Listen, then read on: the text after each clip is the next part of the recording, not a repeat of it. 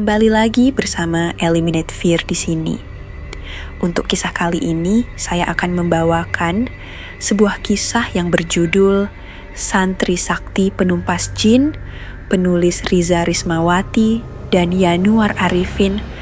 Di sebuah pesantren kecil di lereng Merbabu, hiduplah seorang santri bernama Bagus. Usianya baru belasan tahun, tetapi ketenangan dan kedalaman pikirannya jauh melampaui usianya. Bagus dikenal sebagai santri yang tekun beribadah dan mendalami ilmu agama. Tak sedikit yang menyebutnya santri sakti, meski Bagus sendiri selalu merendah. Pesantren tempat Bagus menuntut ilmu adalah sebuah tempat yang damai di antara perbukitan hijau, dengan suasana yang tenang dan udara segar. Pesantren ini dikenal sebagai tempat yang ideal untuk belajar dan beribadah. Namun, ketenangan ini tak jarang diganggu oleh berbagai kejadian misterius. Suatu malam, ketika bulan purnama menyinari langit dengan lembut, keheningan pesantren tiba-tiba pecah. Suara-suara aneh terdengar dari asrama putri. Para santri putri berteriak histeris, dan kepanikan melanda. Kiai, guru-guru, dan santri putra bergegas menuju sumber suara dengan wajah cemas. Di dalam kamar asrama putri, suasana semakin menegangkan. Para santri putri tampak ketakutan, tubuh mereka menggigil hebat, kegelapan menyelimuti ruangan, dan benda-benda di dalam kamar berterbangan tanpa kendali. Suara tertawa jahat dan nyaring mengisi udara, membuat semua orang tidak nyaman. Kiai Hasbullah, seorang ulama yang bijaksana dan dihormati, segera menyadari bahwa ada gangguan makhluk halus. Dan dengan khusyuk, ia mulai membaca ayat-ayat suci Al-Quran. Suara lantunan ayat-ayat suci itu seolah menenangkan sebagian situasi. Tetapi gangguan itu semakin menjadi-jadi. Angin kencang bertiup dan suara bergemuruh bergema di seluruh ruangan. Melihat situasi yang semakin genting dan para santri putri semakin ketakutan, Bagus, santri yang dikenal dengan kesaktiannya, maju ke depan dan dengan tenang, ia meminta izin kepada Kiai untuk mencoba menolong. Kiai, yang melihat keyakinan dan keteguhan dalam diri Bagus, mengizinkannya meski dengan hati yang cemas. Bagus berdiri di tengah kamar dengan postur tegap, matanya terpejam rapat. Dan ia mulai membaca doa-doa khusus untuk mengusir jin. Suara yang merdu membahana di seluruh ruangan, menggetarkan hati para hadirin. Semakin lama, bacaan Bagus semakin khusyuk. Cahaya putih samar mulai terlihat mengelilingi tubuhnya. Tiba-tiba, ruangan menjadi gelap gulita. Angin berembus kencang dan terdengar suara gemuruh yang sangat dahsyat. Para santri putri semakin histeris. Beberapa dari mereka berpegangan satu sama lain untuk merasa lebih aman. Namun, Bagus tetap tenang. Ia terus melanjutkan bacaannya dengan penuh keyakinan, meskipun suasana di sekeliling semakin kacau. Di luar kamar, para santri putra dan guru-guru berdiri dengan cemas. Mereka tidak bisa melihat apa yang terjadi di dalam kamar. Tetapi mereka bisa merasakan energi yang kuat dan gelombang kekuatan spiritual yang memancar dari Bagus. Kiai Hasbullah, meskipun mengkhawatirkan keselamatan para santri putri, merasa yakin bahwa Bagus adalah satu-satunya harapan mereka selama ini. Setelah beberapa saat, cahaya putih yang mengelilingi tubuh Bagus semakin terang.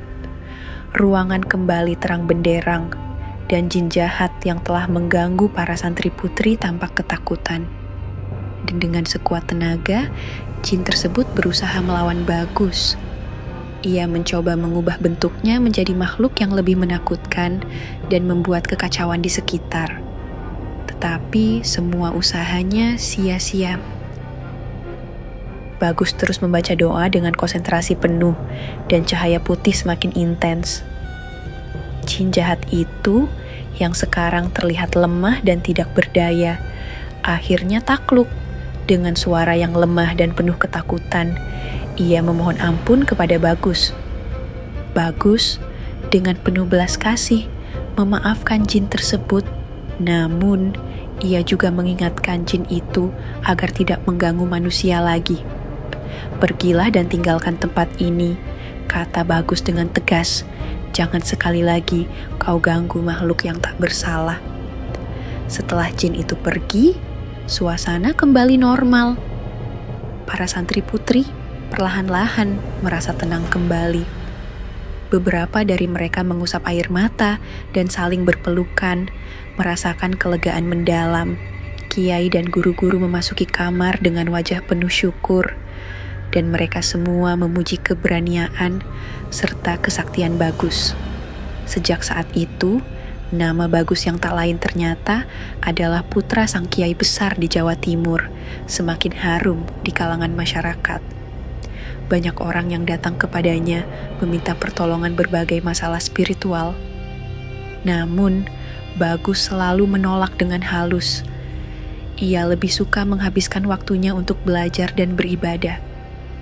Kehidupan di pesantren kembali damai, dan para santri kembali melanjutkan rutinitas mereka dengan penuh semangat.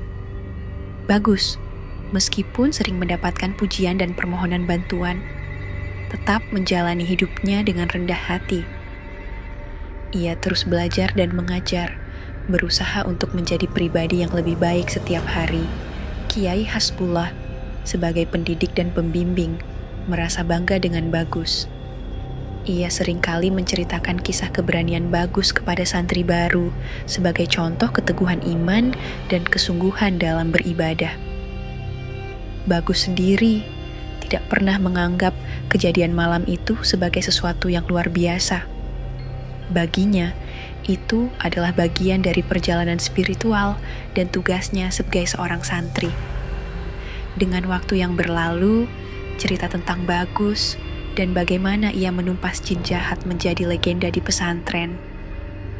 Banyak santri yang menganggap Bagus sebagai teladan, bukan hanya karena kesaktiannya, melainkan juga karena sikapnya yang penuh kesadaran dan ketulusan.